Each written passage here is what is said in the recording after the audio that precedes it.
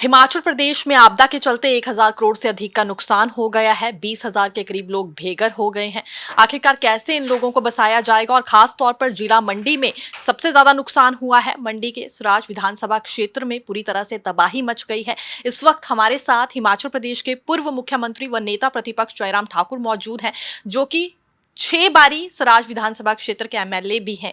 दरअसल छठी बार जीते हैं। अब कल्पना की जा सकती है कि पिछले 25 वर्षों में कितना विकास इनकी ओर से वहां पर किया गया होगा। हालांकि 25 वर्ष से भी यहां पर ज्यादा समय हो चुका है। सर, स्वागत है आपका नवोदय टाइम्स पंजाब के इसमें। Thank you. बिल्कुल सर, जैसा कि हमने कहा, सराज में पूरी तरह से विकास मलबे में एक तरह से तब्दील हो गया है।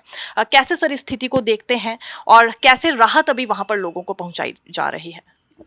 स्वाभाविक रूप से ये बहुत पीड़ा का विषय है कि सराज विधानसभा क्षेत्र में जो सारा विकास हुआ था उसमें लगभग 50 पंचायतों में जो अभी क्लाउड बर्स्ट हुआ, जिसके कारण बहुत बड़ी क्षति हो गई। पुल बह करके चले गए, सड़कें बह करके चले गए, मकान बह करके चले गए, लोग बह करके चले गए, पशु बह करके चले गए और बगीचे बह करके चले गए।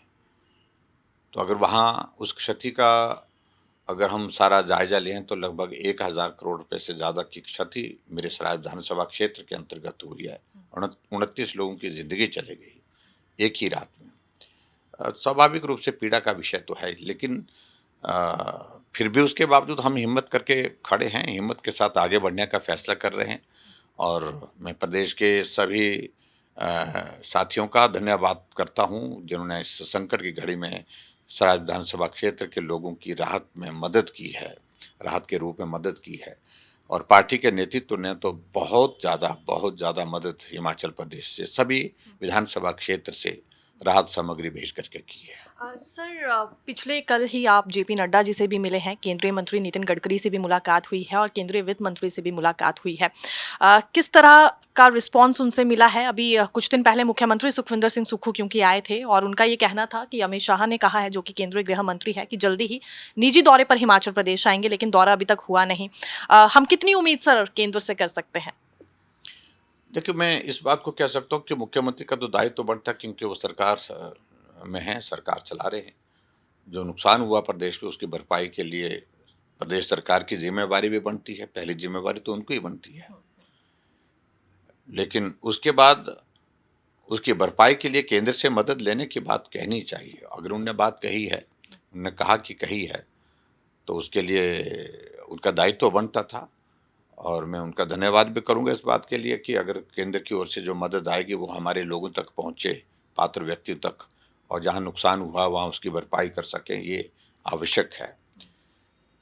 लेकिन मैं सबसे बड़ी बात महसूस करता हूं कि जो प्रदेश सरकार को जो करना चाहिए था, त्रासदी आती है, त्रासदी में किस तरह से मशीनरी काम करती है, किस तरह से वहाँ पर अधिकारी काम करने चाहिए, किस तरह से वहाँ का नेतृत्व काम करना चाहिए, पॉलिटिकल लीडरशिप काम करनी चाहिए, ये सारी चीज़ें मिसिंग दिखी। सिर्फ यही सोच करके कि ये सराज विधानसभा क्षेत्र है जहाँ विपक्ष का नेता है, ये मुझे लगता है कि सोचने का दृष्टिकोण उचित नहीं है। लेकिन सर, मुख्यमंत्री समेत कांग्रेस के नेता ये कह रहे हैं कि स्पेशल बजट जारी किया जा रहा है, उन लोगों को भी पुनर्वास किया जाएगा जो अभी बेघर हो गए हैं। हालांकि वन भूमि उसमें इस्तेमाल नहीं की जाएगी, लेकिन सरकारी भूमि को इस्तेमाल करने की बात जरूर उनकी ओर से कही जा रही है। ये 7 लाख पैकेज कर दिया गया है। घर बनाने के लिए जो दिया जाएगा, 5,000 रुपए किराए के लिए दिए जा रहे हैं। इस मदद को किस तरह से देखते हैं और क्या सच में ये मदद पहुंच पा रही है लोगों तक? देखिए, अभी तक 1 महीना होने जा रहा है इस घटना को। अभी तक जो स्पेशल पैकेज अनाउंस होना था, जिसके तहत 7 लाख रुपए एक मकान के लिए, जो मकान पूरी तरह से क्षतिग्रस्त हुआ है उसके लिए मिलना था, अभी तक तो नोटिफिकेशन हुआ नहीं। क्योंकि उसमें भी 7 लाख रुपए की जो बात करें तो उसमें भी 1.5 लाख रुपए तो प्रधानमंत्री आवास योजना का होता है, और इतना ही पैसा 1.5 लाख रुपए जो है वो आपदा के, इसमें जो प्रोविज़न है, किसी का अगर मकान पूर्ण रूप से क्षतिग्रस्त होता है तो उसको मिलता है। स्टेट गवर्नमेंट का कंट्रीब्यूशन उसमें जो थोड़ा है, उस कंट्रीब्यूशन को देने के लिए वो मन तो बनाए, अभी तक अनाउंस नहीं किया है। 500 करोड़ का पीडब्ल्यूडी का नुकसान हुआ है, अभी 1 करोड़ जारी किया है। 200 करोड़ से ज़्यादा आईपीएस डिपार्टमेंट का नुकसान हुआ है, अभी तक 2 करोड़ जारी किया है। आप कल्पना कर सकते हैं कि किस तरह की स्थिति वहाँ पर है। 2,500 5,000 ये फौरी राहत के रूप में दी जा रही है, जिनका लाखों रुपए, करोड़ों रुपए का नुकसान हुआ है। तो इसलिए मैं इस पे ज़्यादा कुछ कहना नहीं चाह रहा हूँ। मैं यही कह रहा हूँ कि कम से कम मुख्यमंत्री को इस सारी चीज़ के लिए संवेदनशील होना चाहिए। कोई भी विधानसभा क्षेत्र किसी का भी है, सत्ता पक्ष का है, विपक्ष का है, लेकिन ज़िंदगी तो लोगों की गई है। एक मानवीय दृष्टिकोण होना चाहिए उनके प्रति, और मानवीय दृष्टिकोण होना चाहिए जो वहाँ पर नुकसान हुआ है, उसकी भरपाई करने के लिए। सिर्फ बातों से कुछ नहीं होगा। और ख़ास तौर से जहाँ हिमाचल प्रदेश के मंत्रियों की बात है, मंत्रियों के बारे में तो मुझे कुछ कहना है नहीं। उनकी ना इस तरह की सोच है, ना उनकी मंशा है, लेकिन दुर्भाग्य है कि ये नुकसान हुआ है, और जिस नुकसान की भरपाई करने के लिए अभी वर्षों लगेंगे। और मैं कह सकता हूँ कि 30 वर्ष पीछे चला गया हमारा सिराज विधानसभा क्षेत्र, लेकिन फिर भी हम लड़ेंगे, खड़े होंगे, आगे बढ़ेंगे और फिर वहीं पहुंचाएंगे जहां सिराज विधानसभा क्षेत्र पहुंचा था। सर हर कॉन्फ्रेंस में सरकार एक ही बात कहती है कि नुकसान अभी नहीं हुआ, पिछले 3 वर्षों से हो रहा है और तकरीबन 10,000 करोड़ से अधिक का नुकसान अभी हिमाचल प्रदेश में पिछले 3 वर्षों में हो चुका है। लेकिन केंद्र सरकार की ओर से सिर्फ 2,000 करोड़ की राशि दी गई है और हिमाचल प्रदेश वैसे ही कमजोर आर्थिक स्थिति से गुजर रहा है, तो राज्य सरकार इतना रेवेन्यू कहाँ से लाएगी? ये सवाल बार बार करते हैं और केंद्र सरकार को भी इसके लिए जिम्मेदार ठहराते हैं। ये देखो, गलत आंकड़े देना गलत है, लेकिन जब बड़ा स्पष्ट है कि 2.5 साल 3 साल का ये कार्यकाल जो हो रहा है, पिछले 2023 के बाद जब आपदा आई थी, तो अभी तक 5,000 करोड़ के लगभग केंद्र जारी कर चुका है। 2,006 करोड़ तो अभी जारी किया है, और जिसमें 450 करोड़ अभी एक और इंस्टॉलमेंट जो है वो इसी के अंतर्गत है, लेकिन जारी की गई है। केंद्र तो मदद कर रहा है, लेकिन प्रश्न तो पैदा हो रहा है कि जो पैसा दिया जा रहा है वो जा कहाँ रहा है? उन पात्र व्यक्तियों को तो मिल नहीं रहा है। जहाँ सड़क टूटी है वहाँ तो लग नहीं रहा है। अभी हमने केंद्र सरकार में, जो कल हम मिले हैं, नड्डा जी से मिले हैं, अमित शाह जी से मिले हैं, गडकरी जी से मिले हैं, फाइनेंस मिनिस्टर से मिले हैं, और मैं जल शक्ति मंत्री से भी मिला हूँ। उनसे सबसे आग्रह किया, सबने कहा कि डीपीआर भेजो, लेकिन अभी तक डीपीआर बन करके तैयार नहीं। उसी पीडब्ल्यू डिपार्टमेंट की डीपीआर में जो बना करके लाया था, जो हमारा मेन रोड चाल चौक जंजैहली सड़क है, वो जो डैमेज हुआ है, उसकी डीपीआर में हमने भेजी है, और मैं उसकी उम्मीद करता हूं कि उसका पैसा जो है वो सैंक्शन होकर के पहुंच जाएगा। सर सबसे अहम सवाल, 20,000 के करीब आबादी है जो बेघर हो गई है, कैसे उन्हें बसाया जाएगा? एक विधायक होने के नाते सर सराज के लोगों के लिए आपने क्या सोचा है, कैसे पुनर्वास किया जाएगा? मैं समझता हूँ कि कठिन परिस्थिति है, बड़ी चुनौती है। निश्चित रूप से जिंदगी में घर एक बार बनता है, और वही चला जाए तो आदमी की जिंदगी का एक बहुत बड़ा हिस्सा जो है वो उसमें निकल जाता है, उस पीड़ा में निकल जाता है। तो निश्चित रूप से बहुत बड़ी चुनौती है। बगीचे चले गए हैं, पशु चले गए हैं, वहाँ जो हमारा डेवलपमेंट का जो इंफ्रास्ट्रक्चर था वो डैमेज हुआ बुरी तरह से। तो ऐसे में वक्त लगेगा, लेकिन फिर भी उसके बावजूद हम आगे बढ़ेंगे, निश्चित रूप से आगे बढ़ेंगे। मैं इस बात को कह सकता हूँ कि वक्त लगेगा, लेकिन हम अपने पाँव पर खड़े होकर के फिर चलना शुरू करेंगे। सर आपदा की घड़ी थी, लेकिन बीच में कुछ राजनीतिक हलचल भी बढ़ गई थी, खासतौर पर सांसद कंगना रनौत के चलते, जिस तरह के बयान उनकी ओर से दिए गए हैं। हाल ही में उन्होंने भूकंप कह दिया। काफ़ी सारी चर्चाएं और भी बीच में हुई। उनका ये भी कहना था कि पहले जयराम ठाकुर जी ने ही उन्हें इनकार किया था वहां आने से, लेकिन वो खुद आ चली, और राष्ट्रीय स्तर पर काफ़ी ज़्यादा चर्चाएं भी इसे लेकर हो रही हैं। आम लोग ये डिमांड उठाने लगे हैं। सोशल मीडिया पर भी हम देखिए एक कैंपेन शुरू हो गया है, वो इस्तीफे की मांग कंगना रनौत की कर रहे हैं। देखो, उस पर मुझे कुछ नहीं कहना है। कंगना रनौत जी आई थी और प्रभावित इलाके का दौरा भी किया, और कल जब केंद्र में हम केंद्रीय मंत्री से मिले हैं तो उस वक्त साथ थे, सभी सांसद साथ थे। तो इसलिए मुझे इससे ज़्यादा कुछ नहीं कहना है, लेकिन नुकसान हुआ है, बहुत ज़्यादा नुकसान हुआ। इसके लिए केंद्र सरकार की ओर से सभी सांसदों ने भी हमको सपोर्ट किया है, सभी नेताओं ने भी सपोर्ट किया है कि इस भरपाई को करने के लिए हम सब प्रयत्न करेंगे। ठीक है। सर एक सवाल ये आपदा से थोड़ा हटकर है, क्योंकि युवाओं को आपसे उम्मीद रहती है, नेता और प्रतिपक्ष भी आप हैं। अभी सर एक नई पॉलिसी सरकार की ओर से लाई गई है, job training policy. Contract word को पूरी तरह से खत्म करने की कोशिश हुई है। युवा काफ़ी ज़्यादा नाराज चल रहे हैं। विपक्ष इस मुद्दे को किस तरह से उठाएगा, क्योंकि अभी मानसून सत्र भी होना है विधानसभा का हिमाचल प्रदेश में?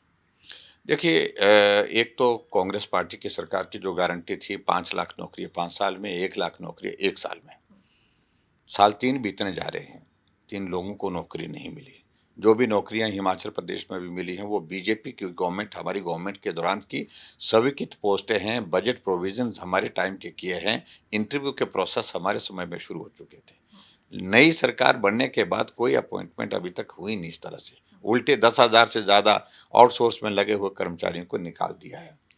तो ये सारी चीज़ों को लेकर के मैं अब जो नई पॉलिसी की बात आई है, जो कहा गया कि भाई 2 साल तक जो ट्रेनिंग पीरियड रहेगा, उसके बाद उनका इंटरव्यू लिया जाएगा। तो लोग बोल रहे हैं कि सुखू जी, आपका भी 2.5 साल का कार्यकाल पूरा हो जाए, आपकी भी एक बार जो है वो परीक्षा ले ली जाए। जैसे आप परीक्षा नौजवानों के लिए कह रहे हैं कि 2 साल के बाद फिर परीक्षा ली जाएगी, उस परीक्षा में जो उत्तीर्ण होगा उसको फिर नौकरी आगे दी जाएगी, नहीं तो उसकी सर्विस वो वहीं टर्मिनेट कर दी जाएगी। और ऐसे में तो मुझे लगता कि बहुत ही भद्दा मजाक है प्रदेश के युवाओं के साथ जो कांग्रेस की सरकार ने किया है। लेकिन युवाओं को भी मालूम पड़ा कि हकीकत जब सामने आई है, हकीकत ये है। सर, एक अंतिम सवाल। एक लिस्ट जारी की गई है केंद्र सरकार की ओर से, किन राज्यों को आपदा राहत पैकेज दिया जाएगा, हिमाचल का नाम उसमें नहीं है। नहीं देखो, ऐसा नहीं है, ऐसी वो लिस्ट नहीं है ऐसा कि भाई हिमाचल प्रदेश को उस लिस्ट से अलग कर दिया। हिमाचल को समय समय पर जो है जितना आज तक मिला राहत के रूप में, उससे ज़्यादा मिला है, हमेशा मिला है। अब आप अंदाज़ा लगाइए, फाइनेंस डिपार्टमेंट की ओर से जो स्पेशल असिस्टेंस, जो सेंट्रल स्पेशल असिस्टेंस होती है, उस असिस्टेंस के तहत जो है लगभग 3,000 करोड़ रुपए मिला। जबकि हमारी गवर्नमेंट, जब मैं बीजेपी गवर्नमेंट पे, तो हमने उससे कम लिया है। हमने तो शायद मैं 1800 करोड़ लिया 5 सालों में, इनको 2.5 साल में जो है वो लगभग 3,000 करोड़ रुपए मिल गया। उसके बावजूद भी बोलते हैं कि मदद नहीं मिल पा रही है। 5,000 करोड़ रुपए जो है डिजास्टर का मिल चुका है एनडीआरएफ को ओवर एंड अबव, लेकिन उसके बावजूद भी कहते हैं कि पैसे। लेकिन प्रश्न तो ये उल्टा होना चाहिए कि जो पैसा दिया गया वो लगा कहाँ है, वो खर्चा कहाँ है। क्या ऐसा तो नहीं हो रहा है कि जो पैसा दिया जा रहा है केंद्र से, उस पैसे को जो डेवलपमेंट के लिए, जो प्रोजेक्ट स्पेसिफिक है, उस पैसे को कर्मचारियों की सैलरी और पेंशन में खर्च किया जा रहा है। सरकार अपने खर्चे चलाने के लिए खर्च कर रही है। तो ये सारी चीजें हैं जिस बात को लेकर के प्रश्न पूछने की आवश्यकता है। ठीक है, बिल्कुल। सर, लास्ट में क्या संदेश देना चाहेंगे उन लोगों को जो बेघर हो गए हैं? कितना इंतज़ार अभी सर उन्हें और करना होगा? क्योंकि बिल्कुल ये उम्मीद रहती है लोगों को कि हमारे नेता गए हैं दिल्ली, कुछ ना कुछ राहत लेकर आएंगे, कोई बड़ी अनाउंसमेंट होगी, जल्दी उनके घर फिर से बस पाएंगे। देखिए, घर बह करके चले जाने का, घर टूट जाना, ये पीड़ा तो बहुत बड़ी पीड़ा है।